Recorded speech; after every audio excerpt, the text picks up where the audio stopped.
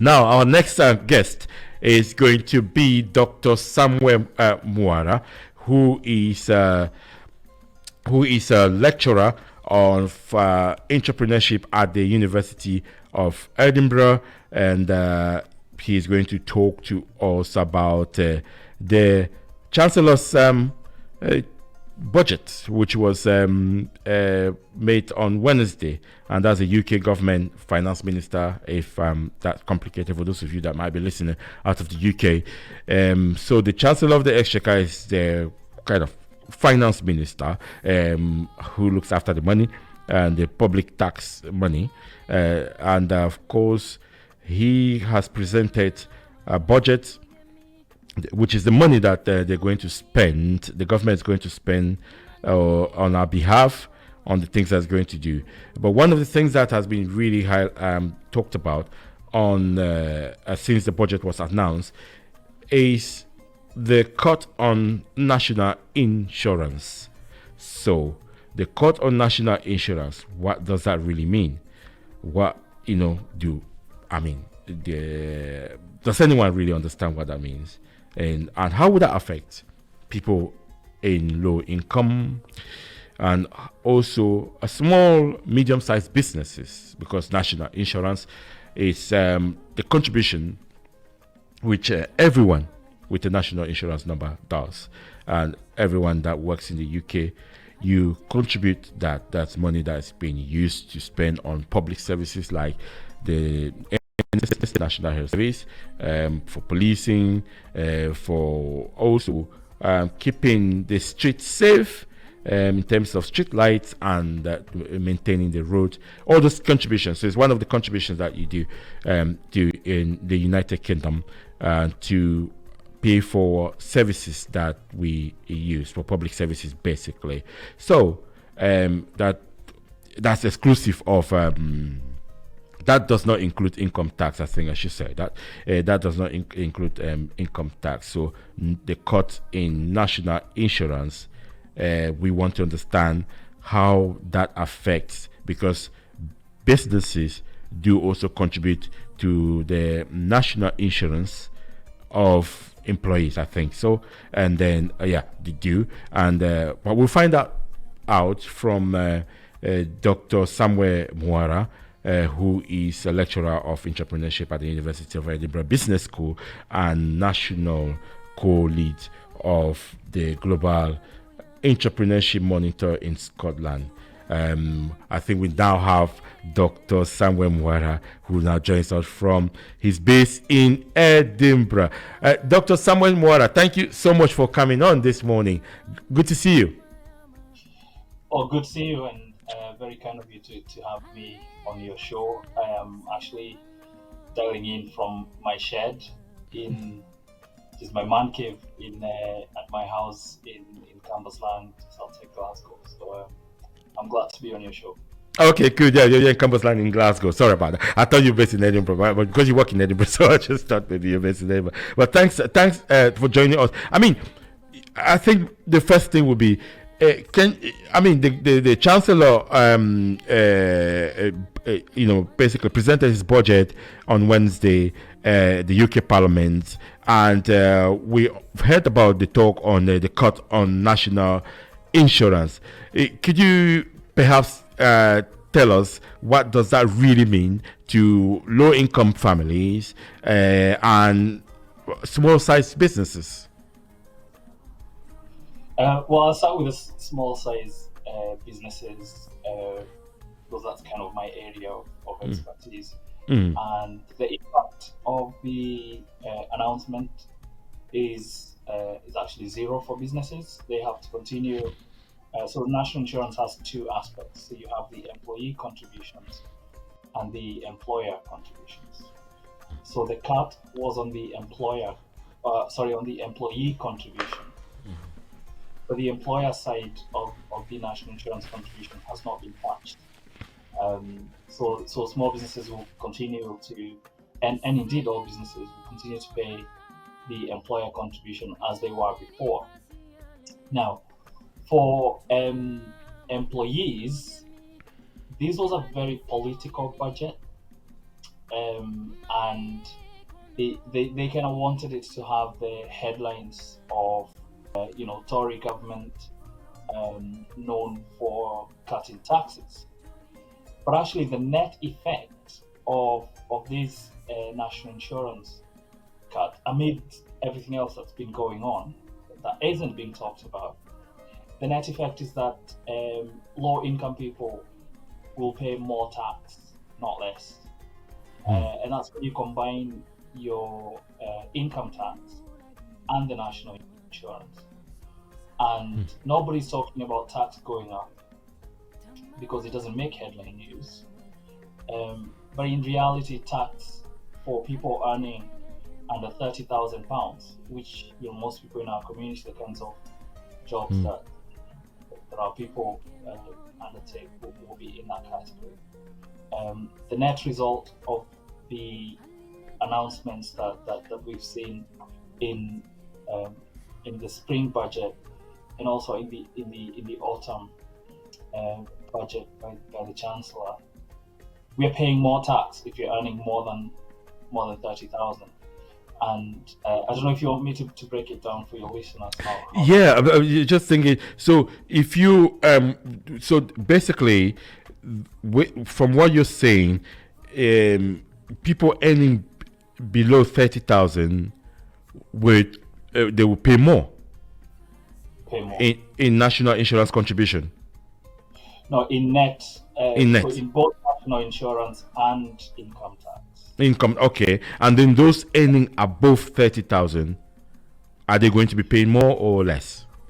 The people earning between 30 and 60, they will pay a little bit less. Wow, okay. And the people earning more than 60 have no change in their tax contribution. So is this... So you mentioned there that this is kind of a really political budget. It's not... It doesn't take into consideration, the tax burdens on hard-working, low-income families. So it's a position, or perhaps commentators right to say this budget is basically punishing hard-working families. That's exactly right.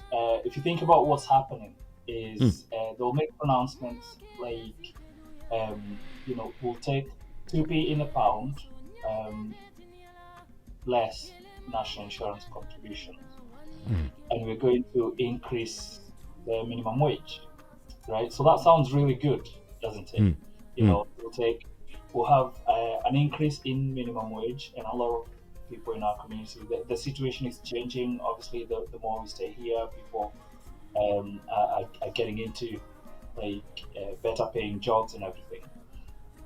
And our children are doing better than us, so there's progress. So I don't want to kind of sound like I'm putting all minority communities in the low pay category, but the reality is a lot of people in our communities are in those jobs.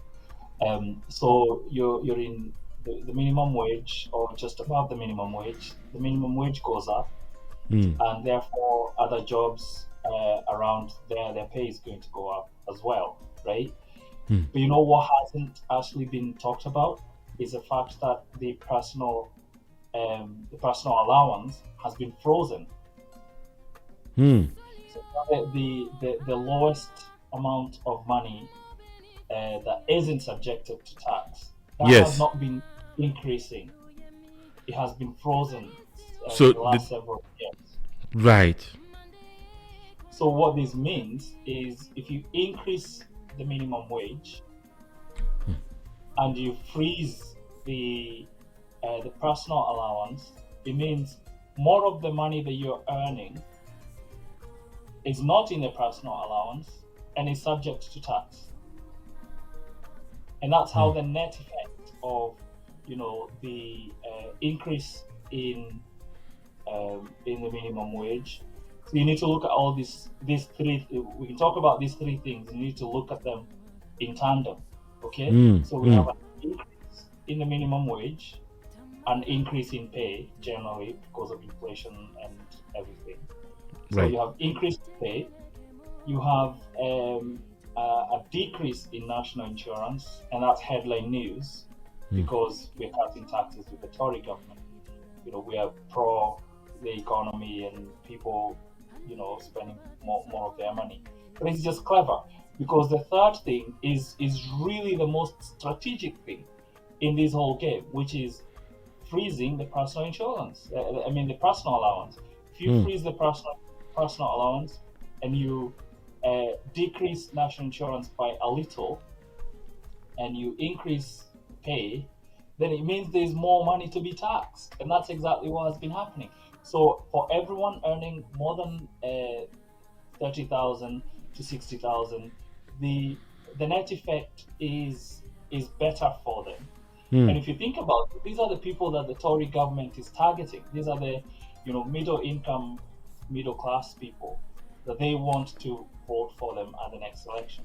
But for the poor people earning less than £30,000, those are more likely to vote left, vote Labour, and those people are paying more tax despite the decrease in national insurance. And that is simply because the personal allowance has been frozen over the last several years. So more of the money you earn, you pay more tax despite the reduction in national insurance.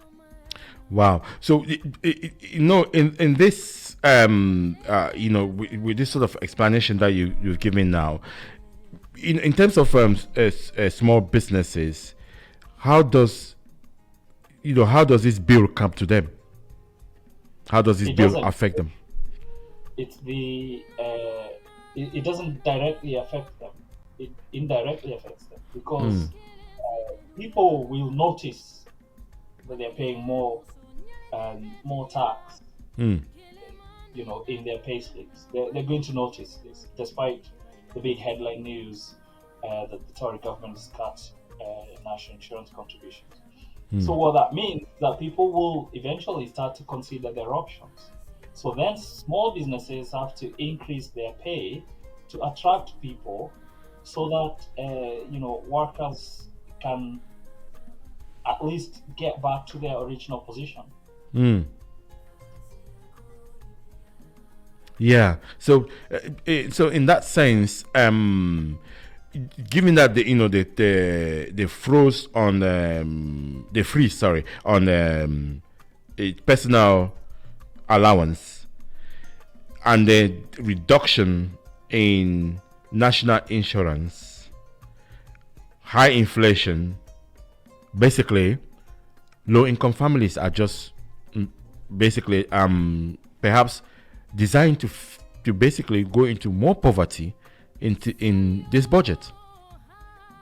Well, that's exactly right. I think low income families across the UK continues to be worse off than they were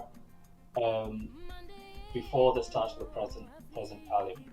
So some people ask, do you feel better off than you were however long ago? And the reality is, for a lot of people in our communities, we are worse off than before, despite this idea that you're cutting taxes. And things actually get worse the more you think about it, because what's going to happen with other cuts that have been introduced in this budget? You're going to have cuts to a lot of other government services, other public services are going to be cut.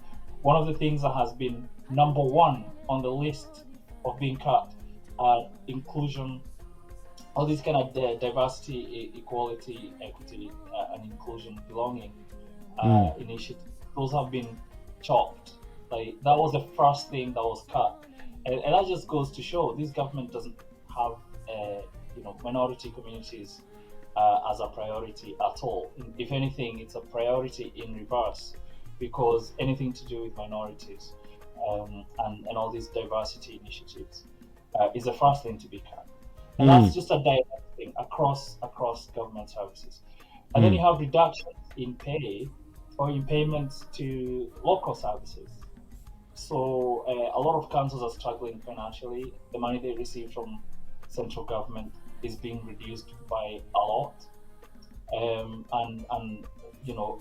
our people depend on councils a lot for the types of jobs that that we do, and that's just going to have like a direct impact on on the lowest paid people, because a lot of the council jobs are going to be in huge jeopardy. And then one other thing, with cuts to everything, this is something that we probably don't discuss often enough. But a lot of people in our community work with agencies, and agencies are very expensive. So the reason why councils and the NHS and people like that use agencies is because of convenience, right?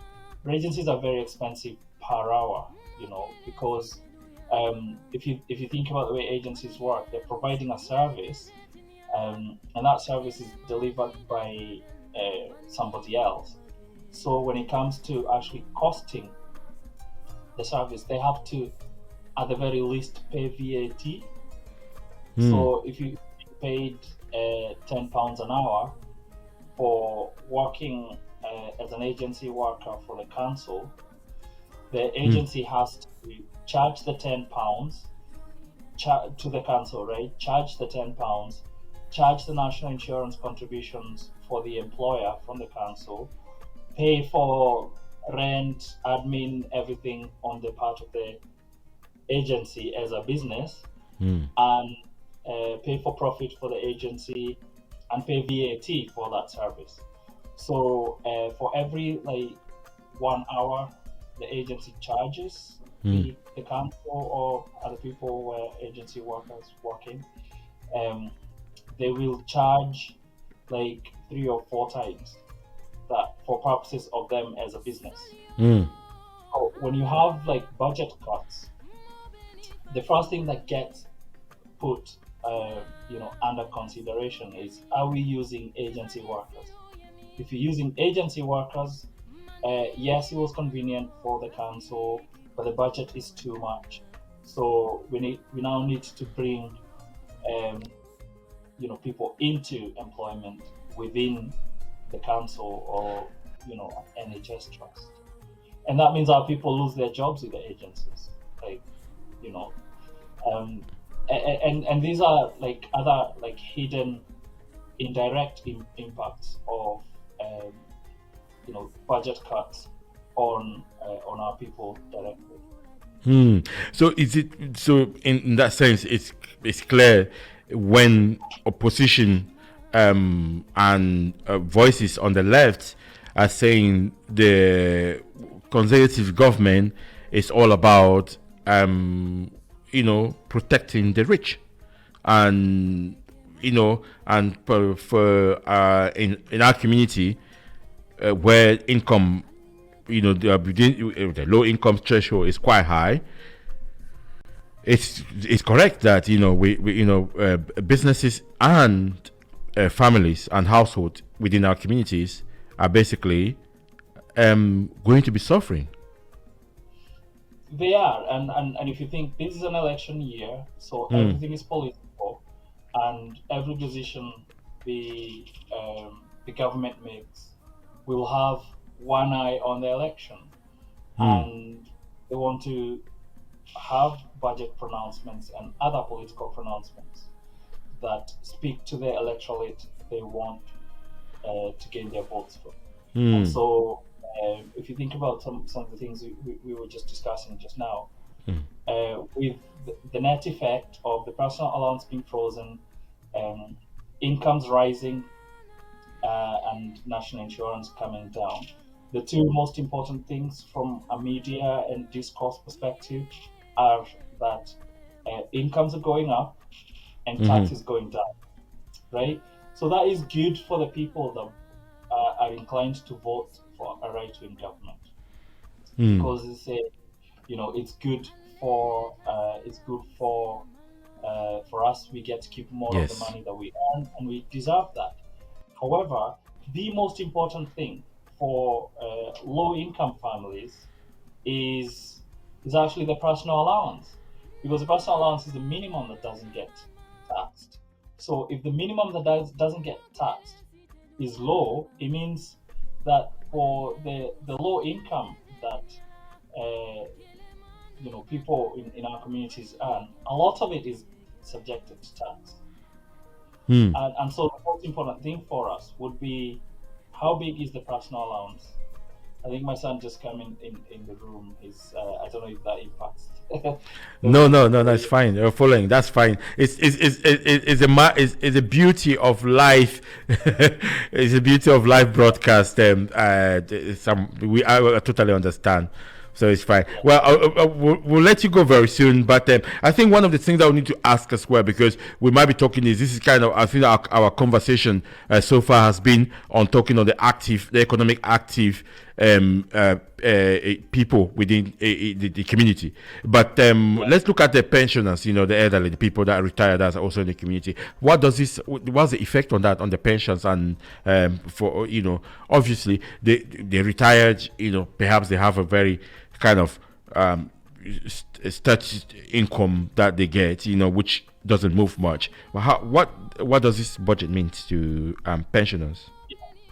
Now that's an interesting question, because what has happened, or the way pensions work, you don't pay tax when you're contributing as an employee, but when you get the money as a pensioner, that's the time when it's subjected to tax, because it's treated almost like income. So what has been happening is that actually pensioners are also paying more in tax, because their monies are getting taxed more, with the same impact or dynamics that we were discussing earlier. Yeah. However, and this is the thing, because pensioners are a hugely important voting bloc in this country.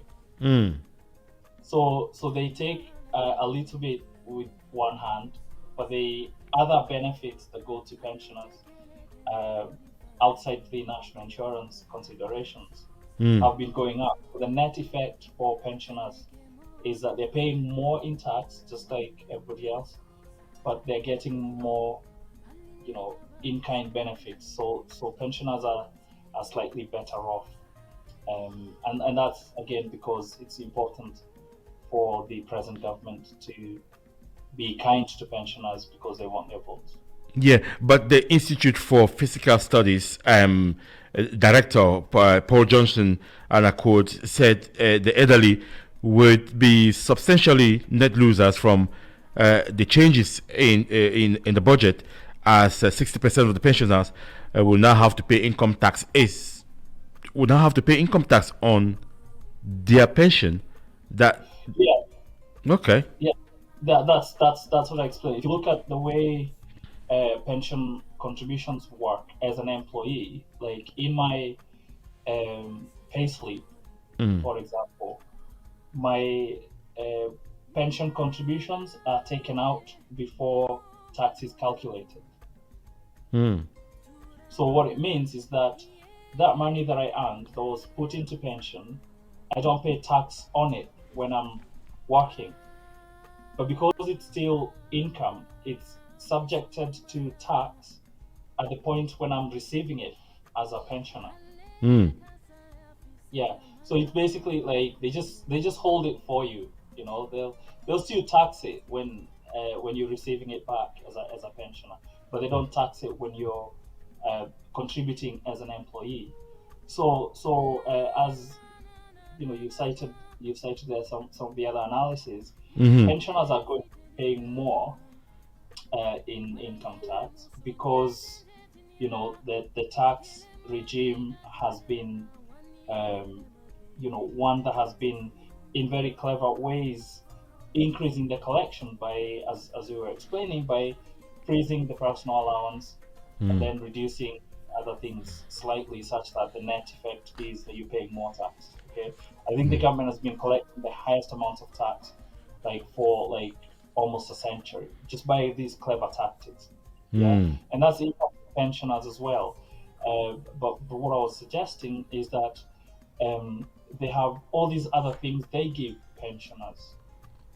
to keep them happy, so that the net effect of these policies is that pensioners are paying more in income tax, but they're getting other benefits. So the net effect is that the offset of the extra they're paying in higher taxes is more than covered when you Yeah. consider the full package.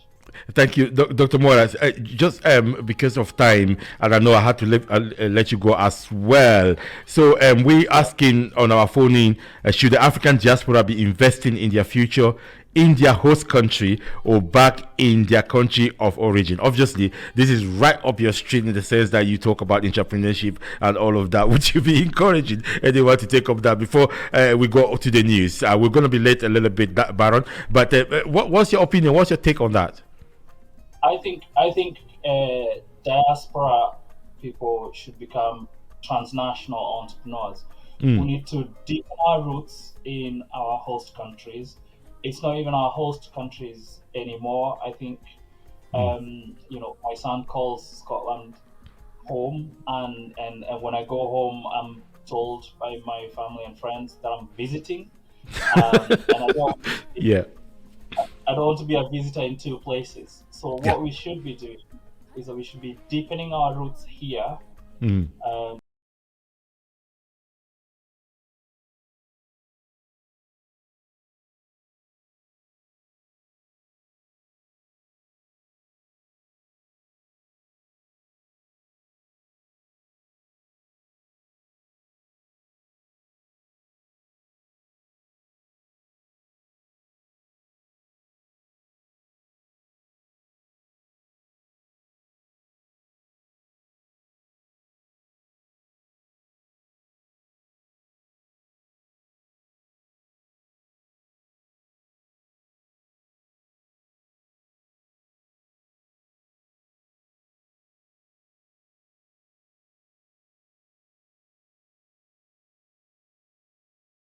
To after the news, we are going to expect your calls basically to discuss this.